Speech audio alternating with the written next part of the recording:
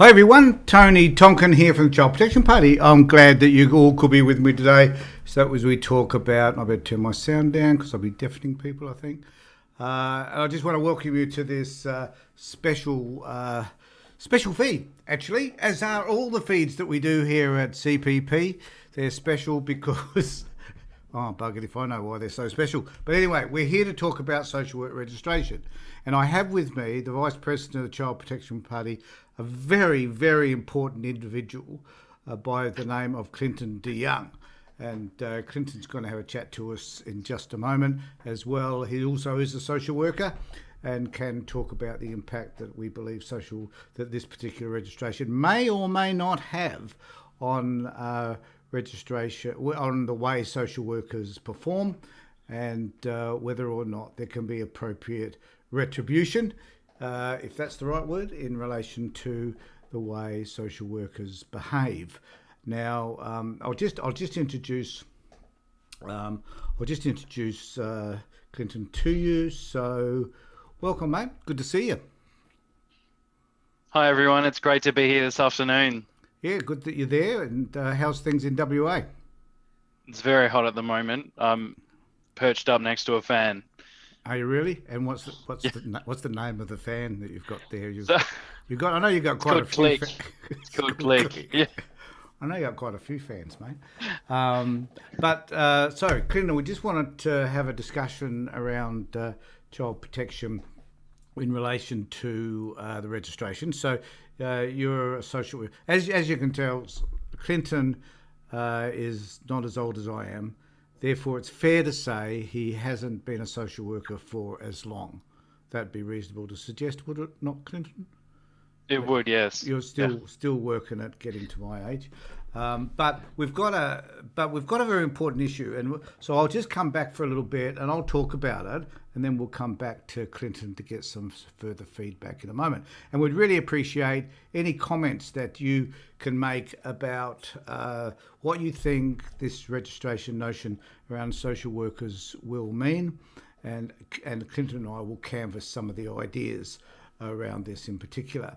Now, just to give you some historical background, many people around Australia remember the Chloe Valentine case where a young child, 5, I think she might have been at the time, 4 or 5, was killed by her mother and her mother's partner. And this brought about an inquest into child protection here in South Australia. It was about the 44th inquest we've had, and we were hoping that as a result of this inquest, there would be significant changes about the way we address issues concerning child protection. I hasten to add that very little has changed, except it was recommended in the coronial inquest that social workers should be registered.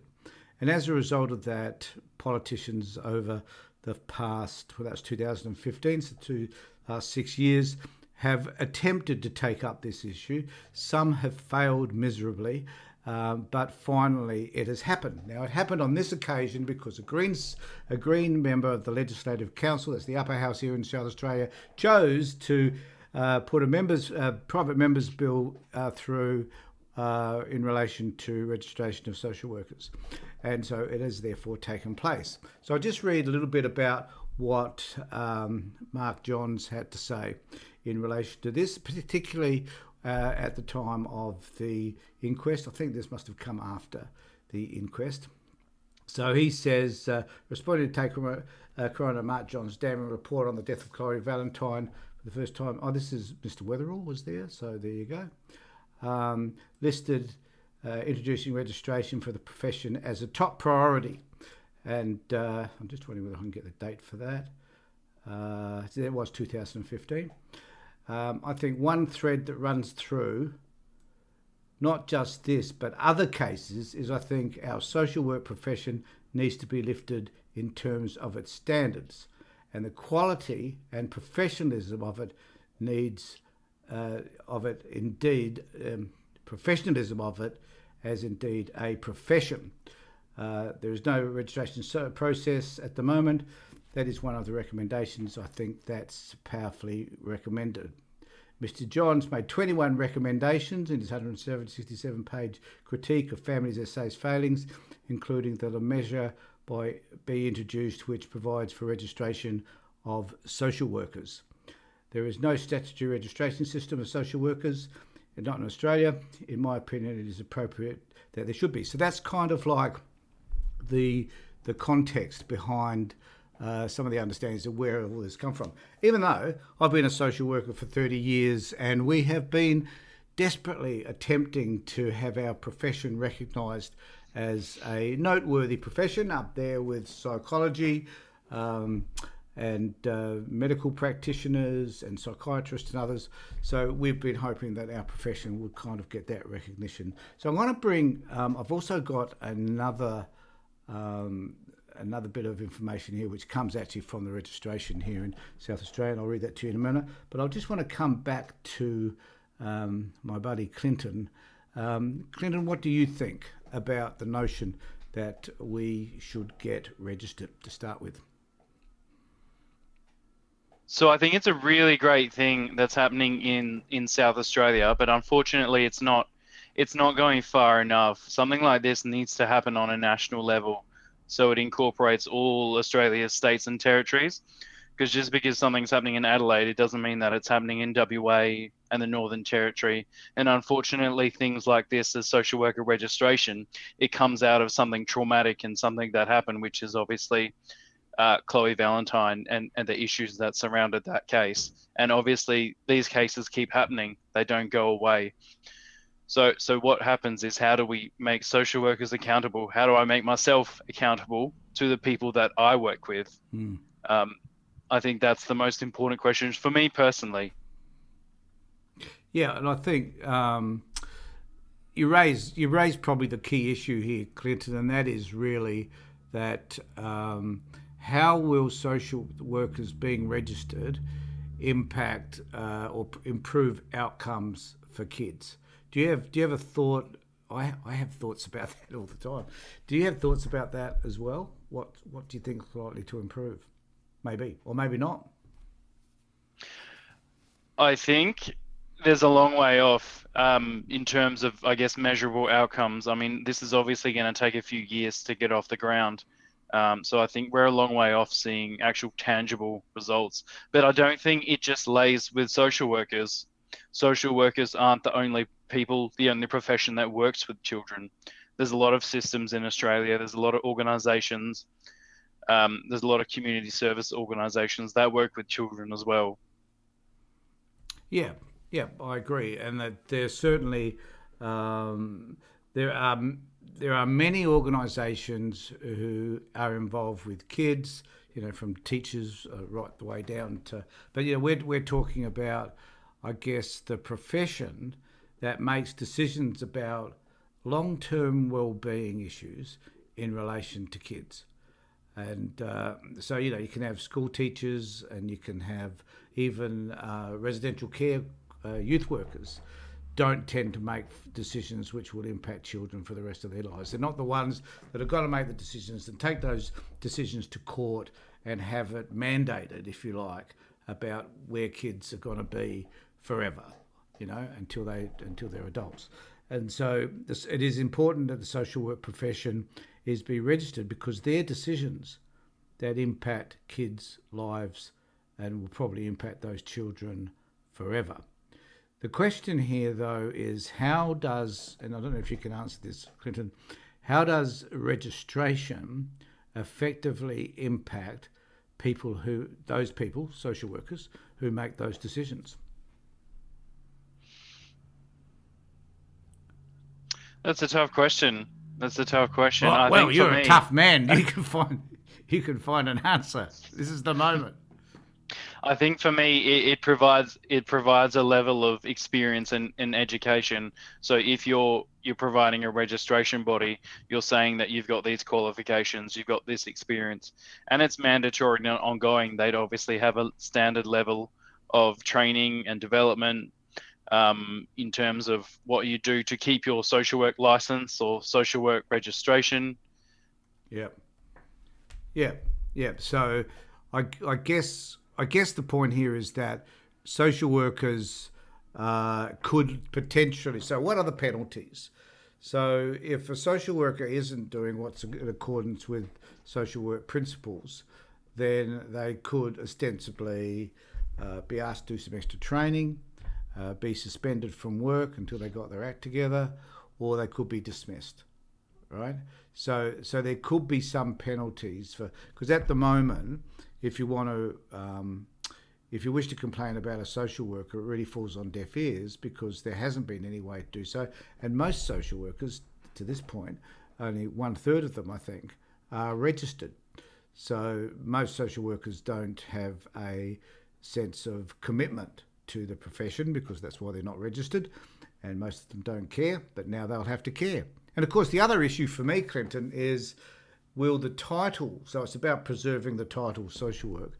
Does this mean then that, and this is my fear, is that departments will change the title so those people providing that service will not be social workers? What do you think? That's actually a really great point, which I didn't think of. I mean, obviously, if you register a title, it provides I guess there's probably a little bit of elitism there. You're coming in, you're a social worker, you're registered, you're like a psychologist you're in the same kind of professional body. So it really has to be managed quite carefully. And you could see a reduction and a minimizing of standards of care in Department of Child Protection if they're going to change the name of social workers, which I wouldn't actually put it past them. Now that you've mentioned that, there's already different roles in child protection where you don't have to have a social work degree. There's really a minimum amount of training. Residential care is one of those. There's nothing that says that to be a child protection worker, you need to have a certain qualifications. Technically, a person can walk off the street saying they know everything they know about kids and become a child protection worker, could they not? They could, yeah. So it's really a wide bucket of fish you're really tossing out. I mean, anyone could walk off on the street and say, hey, I've done this and I've done this and I'm really good at this, but it doesn't mean that I'm actually really good at it. No, and it doesn't mean they have a set of values and principles that sit behind their practice either, which is what a profession, any profession, is supposed to have. So I just wanted to read here. So there's this interesting conversation that goes on with Rachel Sanderson, who's got no bloody idea what she's doing. She's the minister here in South Australia, and she says, if you can read that, yep, it's 13 years since the Leighton report. Now, just on these reports, we've had 44 reports or something on child protection. And I believe, I was told today, I was speaking to Belinda Valentine, and Belinda told me there's another one on the way. Yeah, that's right, we need another one, like a hole in the head. It's 13 years since the Leighton report recommended this critical reform, yet no progress has been made by the Labor government in all that time. I've got a flash for you, Sanderson. This has been going on as long as I've been a social worker, which is 30 years, and before that. And there have been Liberal parties as well that have been involved. This is not just about what happened 13 years ago. And there are other reasons why this hasn't taken place, which has got nothing to do with the Labor Party. It's probably more to do with the independents and more to do with the health minister, because your bloody health minister should have taken this to all health ministers around Australia, and it would have been, with an absolute majority, I think it would have passed. And she goes on to say the same measure was also recommended by the Deputy Coroner in the Baby Ebony case this year, South Australian Parliament Committee in 2015, and Justice Milligan in 2008 in the Children and Estate Care Commission of Inquiry. The longer this important reform is delayed, the greater the risk to vulnerable children in South Australia, completely dysfunctional and chaotic child protection system. So she was talking about a system which she wasn't yet minister for. And then she takes it over. And the irony here is that it is just as chaotic, mate, as it ever has been. We're removing more children now than we've ever removed in the past. And I guess one of my key issues here, Clinton, is if we're just looking at, I think registration for social workers in terms of a professional perspective is a great thing, because, we need to be recognised for the work and the training that we do. We go and get 4 years training and can go on and do our masters or do whatever crap we want to do beyond that. But, basically 4 years of training To get a psychology degree, you only need to do 3. If you want to go and practice clinically, you can shoot off and do another 3. I think it's 6 years in total. But, to be a psychologist, it takes 3 years, social worker 4 years. I rest my case. But I guess the point here is that at the end of the day, social workers, will they be compelled to review the types of decisions that they make that will impact families? Will there be some form? Because, okay, I'm trying to reword this. Social work is about practice, is it not, Clinton? It's about how we practice. It is. So it's about the way we relate to people, the types of conversations that we have with people, and eventually the decisions that we make that would impact the client, right? And we know from the Child Protection Party that many people complain about the way they're treated by social workers. Would you agree with that? I would, yes. Yep. So now that there is there will eventually, and you're right, it will take some time, 12 months, 18 months. I don't know how long it's going to take to get the board together for this or whatever. But will there be an opportunity for people now to complain in their droves about how they were treated as clients?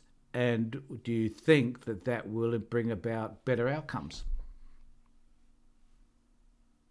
What do you reckon? I think it's really what's needed in Australia. I think people need to complain when they're not happy. If you're not happy with the treatment that you've received from your child protection department, from your social worker, then say something.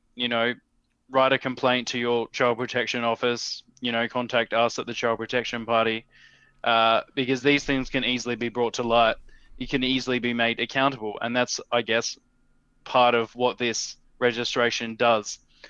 It flows into, I guess, the Australian Association of Social Worker principles. The first one is respect for persons. I think it's really important to mention here that most social workers do the right thing. Most social workers practice with integrity. They have compassion and empathy. But there are some people that don't do that. And it's really important to manage that. Yeah, and I agree 100% with that. I've got a whole host of friends, people that I associate with through committees and other stuff through the ASW, who are outstanding social workers. Absolutely brilliant. You know what the problem is? That I don't think any of them work within the child protection space. And they have their reasons for not working within the child protection space because it's a shitty place to work, really.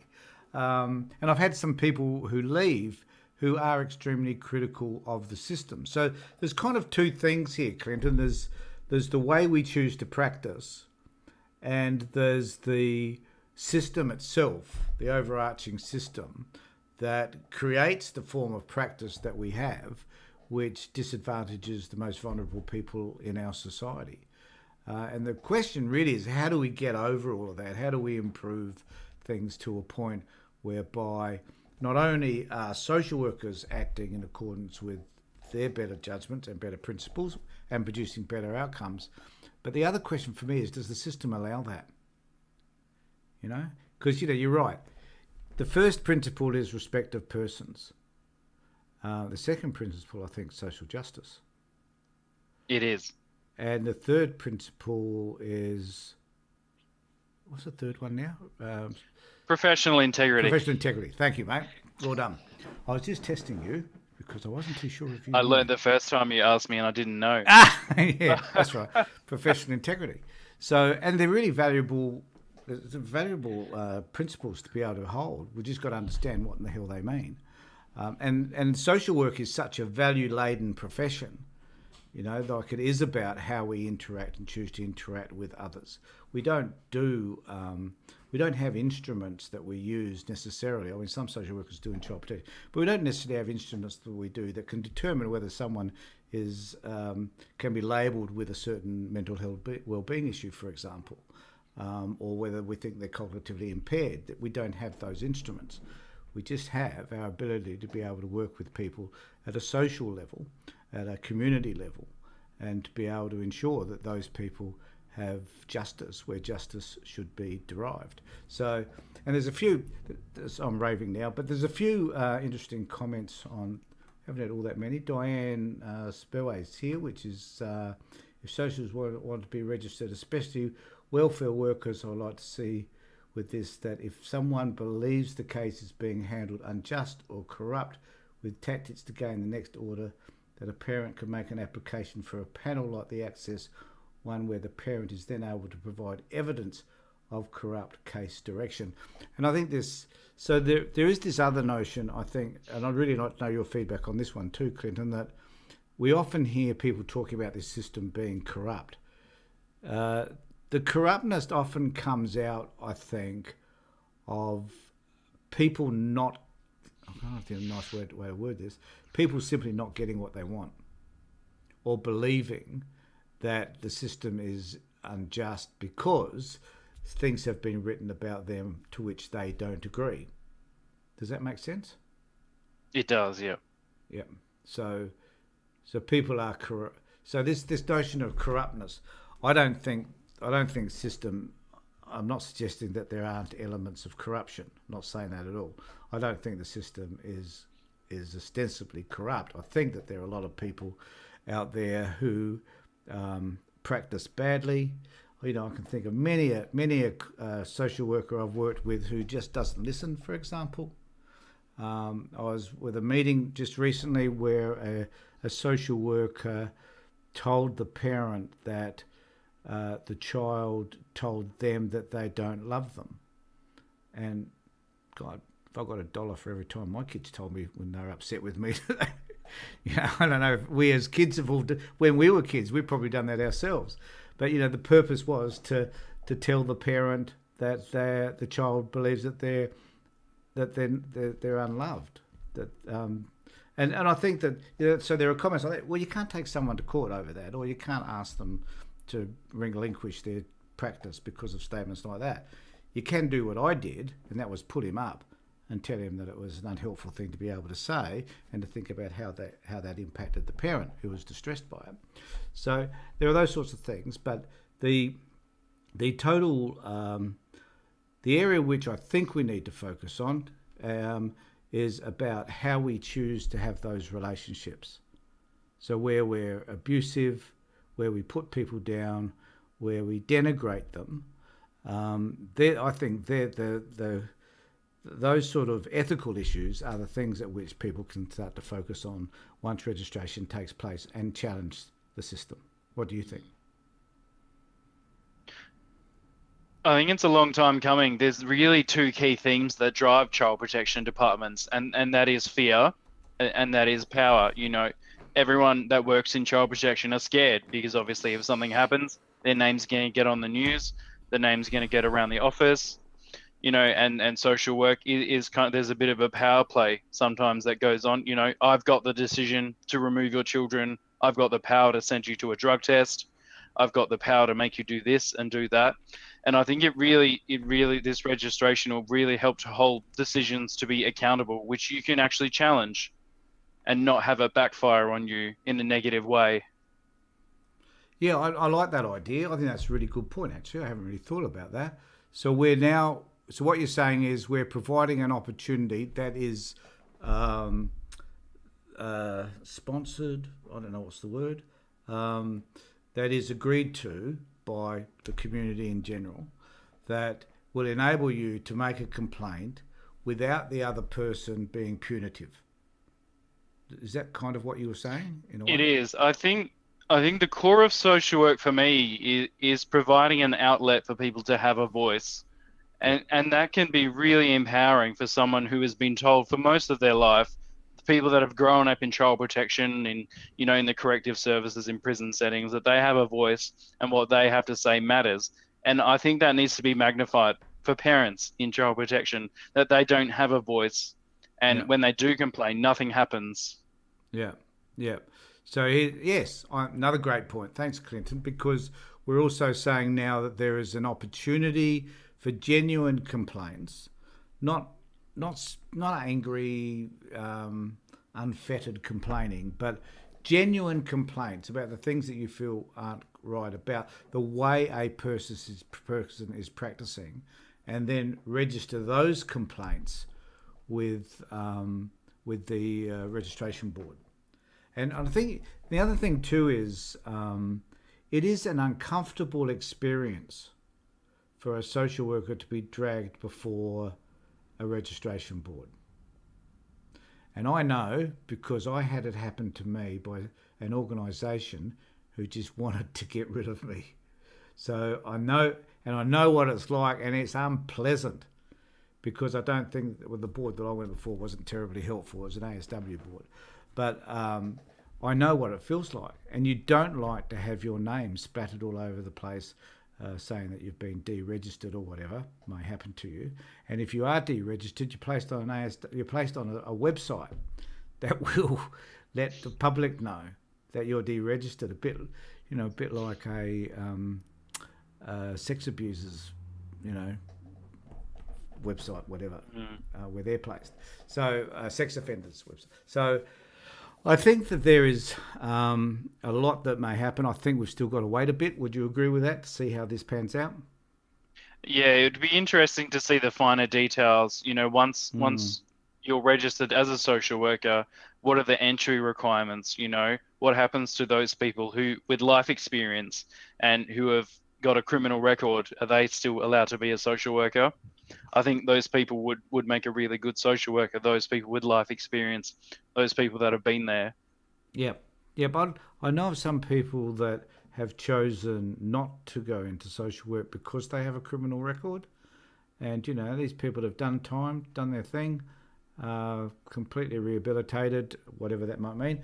And they, I reckon, would be great social workers, but are fearful that they will never get a job because of their background. And I think that's sad. So any final words before we go, Clinton, on this subject? I don't know whether you've had a chance to read through any of the comments that have been made. There's some really, really good comments, I think, from everyone. When Wendy talks about the system cannot change without a change in legislation, and that's why the Child Protection Party is here. These changes can't really come about by the Department of Child Protection or working for a government agency. It really needs a political voice, and that's where people come in that have been affected by the child protection system. Yeah, and she goes on to say social workers and other workers who work with children. It could be a part of the practice manual that all workers must know all policies and procedures as part of induction. And I think it would be helpful if there should be like a practice standard around working with kids.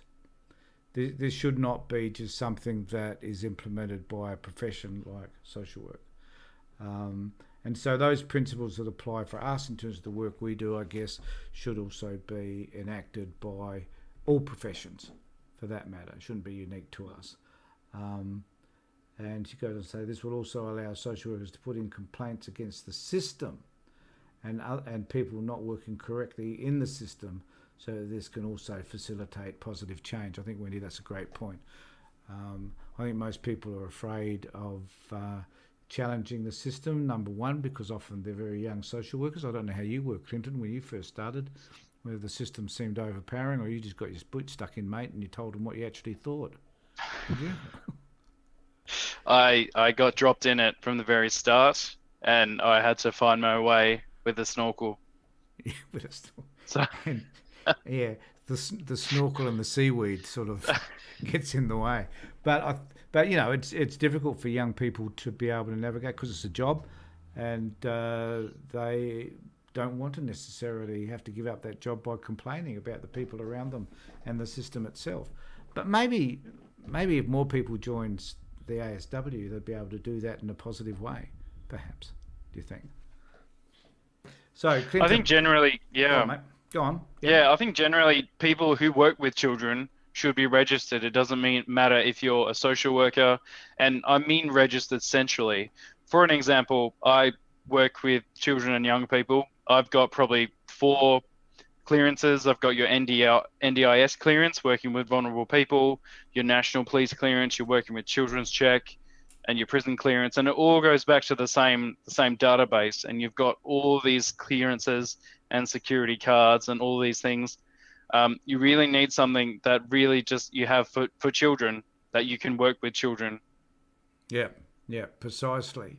And I guess too that there's a bit of problem about integrating all of those systems over the years, because each state tends to have a different way of doing things, and perhaps we need one body that governs that and governs the welfare of children by making sure everybody who works with children is appropriate.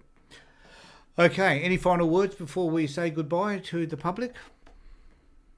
No, I just really want to say thanks everyone for joining in. If you're not happy about something, then do speak up. Make a complaint with your Child Protection Department. Send us an email at the Child Protection Party. Yep.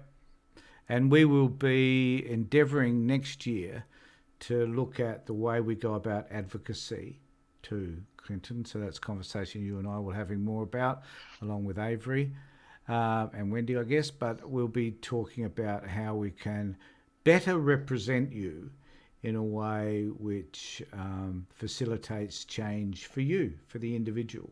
So that's certainly something that we're looking forward to next year. And in South Australia, we're looking forward to a campaign whereby we're looking at an election come March, I think, and we're working towards having a couple of candidates. So I need someone to stand with me when it comes to that particular election. So if you think you're interested enough in politics to stand as the number 2 for the Legislative Council, then we would be happy to have a conversation with you and make decisions about what you can do. And also, Clinton, with regard to you guys, so you've just had an election, haven't you, this year? Is that right? We will have one in, I think, another 3 years, which gives us enough time to recruit enough people. Yep, and it's so if you want to work with Clinton, who's just fabulous to work with, most amazing young man. Well, please you live in WA. Let us know, and also kick along your membership would be important too, would it not, Clinton? At the moment. It would be amazing. If you live in Western Australia, I would really love to talk to you. And if you have any issues within WA, Clinton's your man. He will take your call and help you to work through some of those issues. So thanks, everybody. And Clinton, thanks very much for being with me, mate. Really appreciate you spending the time here. And take care. Look after yourselves, buddy. So thanks everybody for being part of this live feed. It was just really to introduce everybody to the idea that social workers are being registered, and specifically what does that mean to you. And as Clinton said, time will tell. We're not 100% sure what that will look like yet, but we are hoping that it will be some change, and some change is probably better than no change at all. And we will be driving here at CPP any of the changes that are going to impact parents whose kids have been removed. So take care, look after yourselves, and more importantly, be safe.